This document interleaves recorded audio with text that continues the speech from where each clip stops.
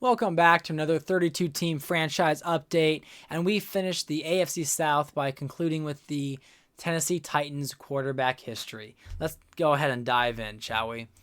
So first we have Steve McNair, who had only 2 years in my franchise with the Tennessee Titans before moving on to the Miami Dolphins, where he had very similar but maybe even more success. You can see he had a higher win percentage of going from 61-43 to 57-32 records with these two teams.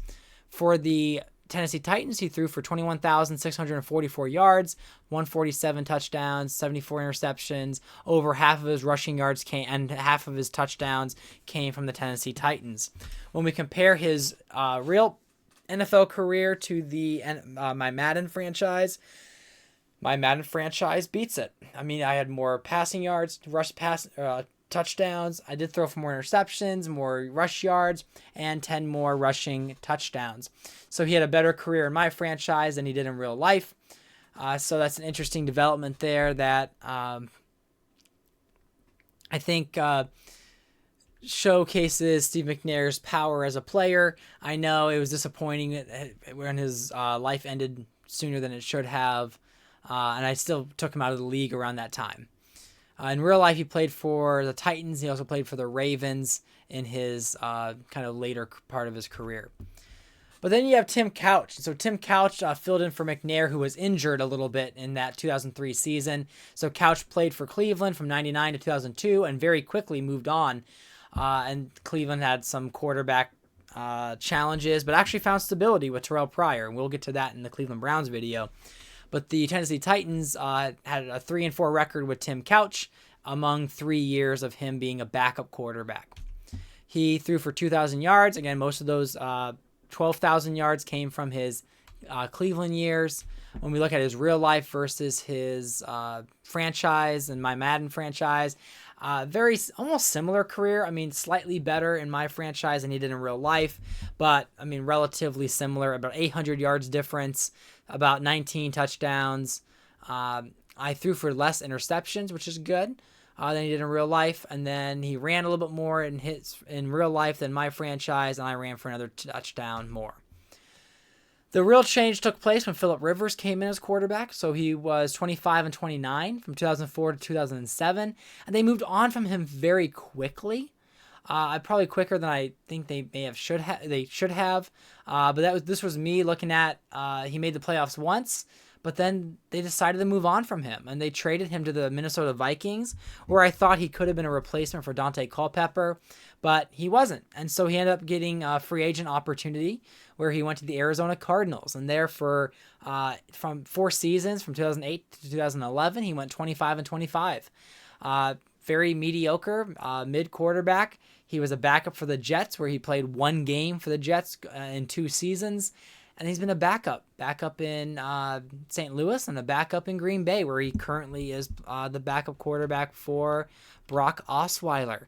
So Rivers became a journeyman quarterback, and he has just been a backup for most of the career. You can see 10,919 yards, 100 touchdowns, 80 interceptions, 187 rushing yards in his career with the Titans. When we compare that with his real life, fundamentally and absolutely abhorrently bad compared to his real life. So I only had about a third of his stats with his passing yards, a little less than half of his passing touchdowns. I threw less interceptions, but that's because he played a lot less in my franchise than in real life. He ran more in real life, and he had that extra rushing touchdown. So yeah, during Rivers' last season with the Titans, it was Ryan Fitzpatrick who got some starts. So he went 5-8 with the Titans in 2 seasons, and that was after his 8-12 stint with the Tampa Bay Buccaneers. Fitzpatrick went to Dallas for a year and went 2-3 as they were searching for their quarterback of the future.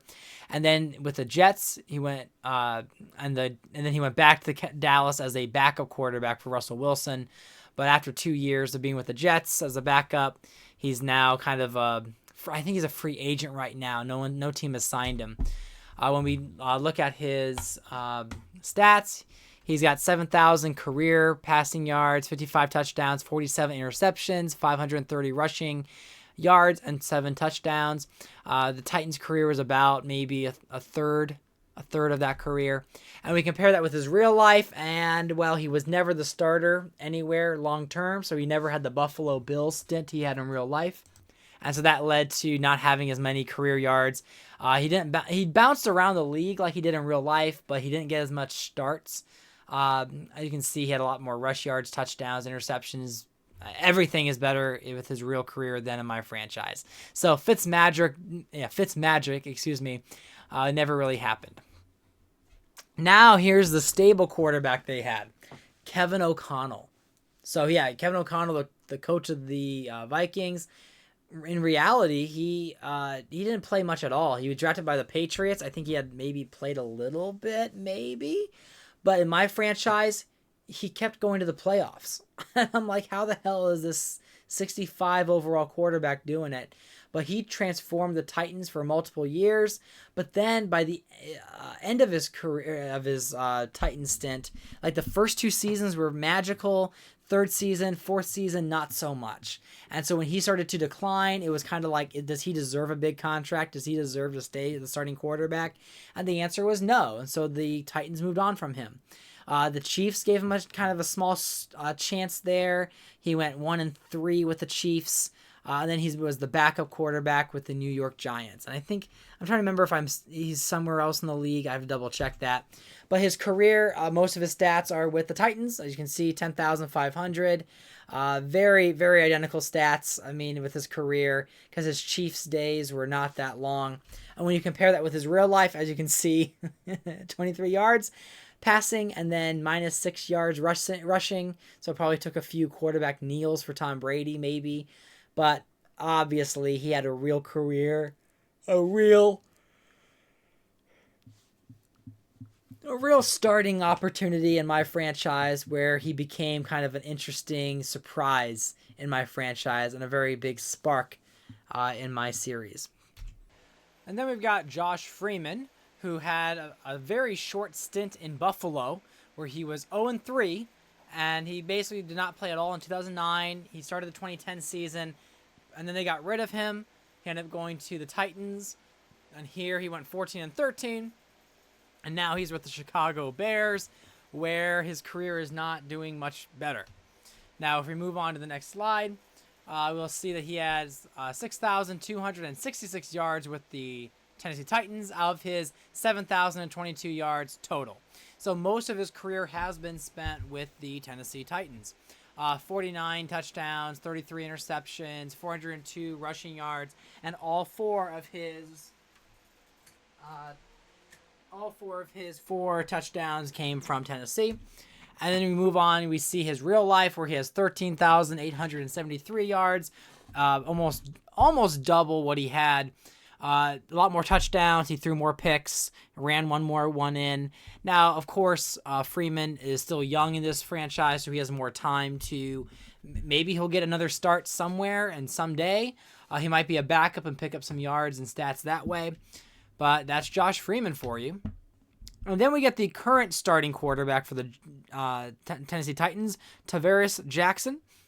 He started off 25-17 with the Seattle Seahawks. It was him and David Garrard bouncing back and forth for the starting job, but he ended up being the winner of it. When it was kind of less impressive, they moved on from him because they had 4 years with him and decided they're going to go a different direction because 2009 is when they were able to... I'm trying to remember who they picked in 2009. But anyway, so the Seahawks move on from him and go with the Cincinnati Bengals, where they're 11-16, 2010 to 2011. Oh, that's right. Sorry. Seattle ended up moving on from Jackson with Vince Young and Derek Anderson fighting for it. And Derek Anderson was the one that got several years as a starter for the Seahawks. But anyway, the Bengals, from 2010 to 2011, he was there for 2 seasons, was not the guy. Went to Houston, 8-3. As you can tell, I think we talked about him in the last franchise update with the Houston Texans quarterbacks. And then he's been 18-16 with the Tennessee Titans, and he remains their starting quarterback in his 3rd season with the Tennessee Titans. As you can see, his 7,700 yards with the Titans is a small fraction of his 22,000 yards in his career. He had 78 touchdowns, 35 interceptions, really boosting his career stats there. He has 648 yards of his 2,600 and 5 touchdowns of his 29. We compare that with his real life, and as you can see, it's pretty... he's had a really good career in my franchise compared to his real NFL experience. So there you have it. The Tennessee Titans quarterbacks from 2002 to 2015. We will see how this offseason shapes up. This is the 2016 draft class, so they might be in the running for a Jared Goff or Carson Wentz. Could be Paxton Lynch. Maybe they get like a Jacoby Brissett, Dak Prescott, or one of those other quarterbacks. But thanks for watching. There's going to be more updates as I progress more and more into the future of this franchise as I'm in year 14.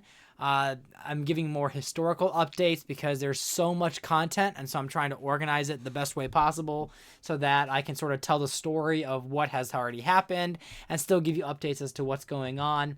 But yeah, thanks for watching, and see you in the next video.